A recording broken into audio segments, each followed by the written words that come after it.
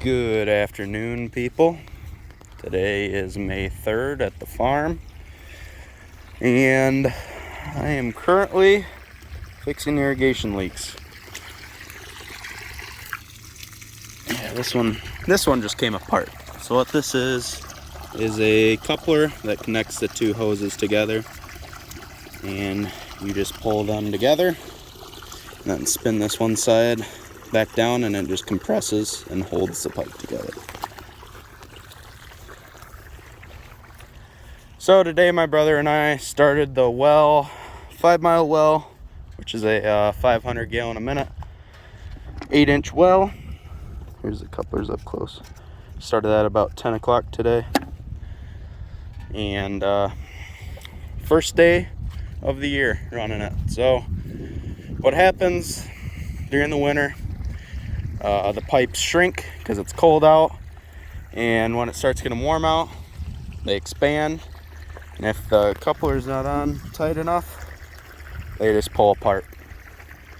And that's an issue because you're losing water, and water's not cheap, water's not free.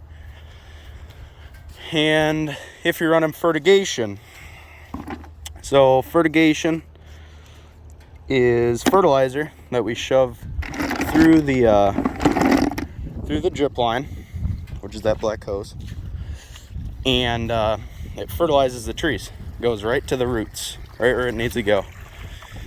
And what happens when you have a break like that, you're just losing it all to the ground, and that's not what you want, because you want it to get to all these trees here, all the way way down there. And if it's broke here, water's not going that way. So you could be fertigating this whole block here, which is 10 acres, and these trees here are pink ladies. You could be fertigating it, and you're losing it all to the ground, not even going where you want it. So I just got the brake put back together.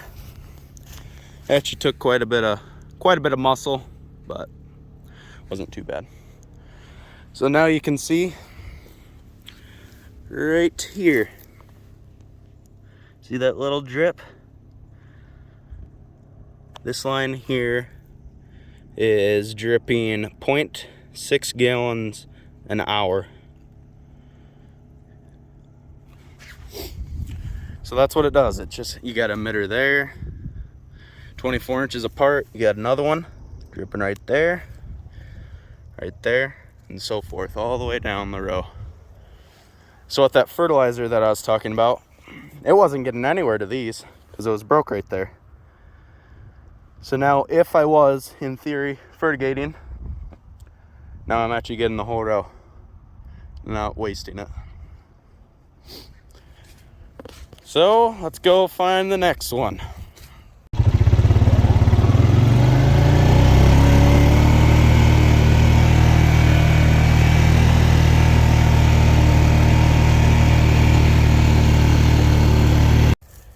So I was really surprised. There's only one leak in all 8 acres here of the pink ladies. So that was nice. So what is this? Well, this is a black zone, irrigation zone head. So you can see the pressure gauge there. It's at about 29 psi. And what this zone does is it runs certain blocks, or you can do different varieties of apples, or really anything. But what this one here does is this runs our Sweet Tango row. So this is 6 rows here that are Sweet Tangos, and this just runs the drip irrigation line. So there's pipes buried right where I'm standing. I go all the way up to there, to the end, and pipes go all the way over there. And this is a valve that controls from this row to the last row right here. And that's all it does. It's a solenoid valve, and it is a time clock that it's on the time clock runs all the way down to the 500 gallon minute well way down there. So we set a certain time for it and it'll automatically shut itself off.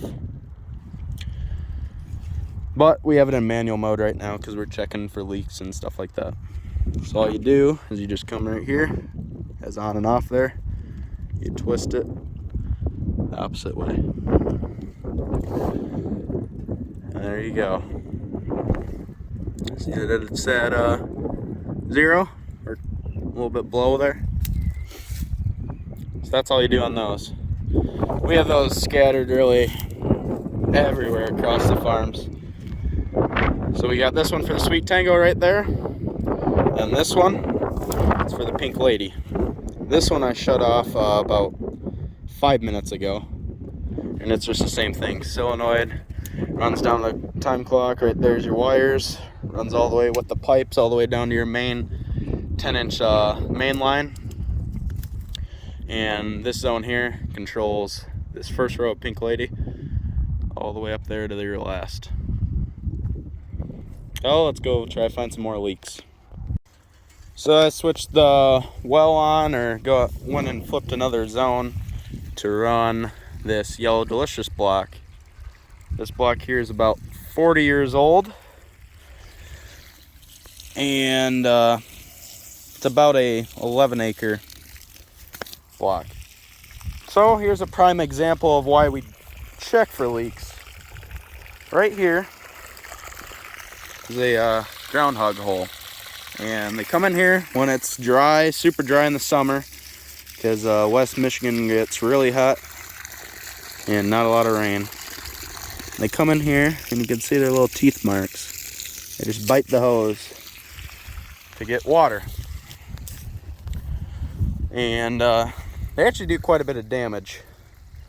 Other than biting the hose like that, if they put their hole in the center where you drive stuff, your tractors, sprayers, mowers, stuff like that, you can actually break tires, axles, lots of stuff. So they're kind of a nuisance.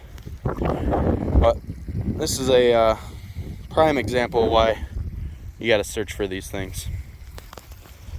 And I bet you guys have a few questions, like why do we irrigate? Well, we irrigate the trees because, just like you and I, trees are living things and they need water. If you don't water something, they're gonna die. So that's one reason. Next reason is size. So just like other agriculture products, you gotta size apples. So on sizing apples, they gotta be at least 2.5 inches to sell in stores. They can be smaller than that, but you'll only be able to sell them for like juice, applesauce, stuff like that. Another reason is fertigation, as I brought up a little bit before. Fertigation is a really big thing that we've been starting to transition over our 400 acres here. Fertigation is so much easier than driving with your tractor, putting dry fertilizer down all these rows. And lastly, trees, when they're growing, so when these trees are in their growing season, which starts middle April and goes all the way to around October, depending on how cold it gets, they need 1 inch of water per week. And that's a lot of water that they need. And if you don't do that, you're gonna have a lot of issues with not hitting size per apples and stuff like that. So I just finished this right here. Got a coupler there, ran 20-ish feet to another coupler right there, and right over 2 more rows, and we got a pruning leak. Got some water on me. So in the winter you got to prune apple trees. That's what we do. And you got your little loppers, which you come in here and you prune the trees, cut the branches off, etc. Well, we came down here and where you can see the guys cut those little suckers there, and when there's a foot of snow on the ground, you can't see anything, you accidentally snip the line, just like that. So we're gonna come in here, I'm gonna cut there, put a coupler, and put it back together. Spraying pretty good. So on our 400-acre farm, we have 5 wells, and they range anywhere from 750 gallons a minute all the way down to 300. Just like earlier, hose expanded during the summer and contracted during the winter, and she fell apart. So get that one fixed, same fix as the others, just put a new coupler on it. That's actually an old style coupler also. You can see this one's much bigger than the predecessor. So that's probably partially why it came apart too. But yeah. So I really hope you guys learned something today, or just enjoyed coming along with me on some stuff that we do on the farm. Bear with me, just starting this YouTube account, so I don't know really what I'm doing, but I'm trying, and that's all that matters. So bear with me, keep watching, and I should put out quite a few more videos. Peace, catch you on the next one.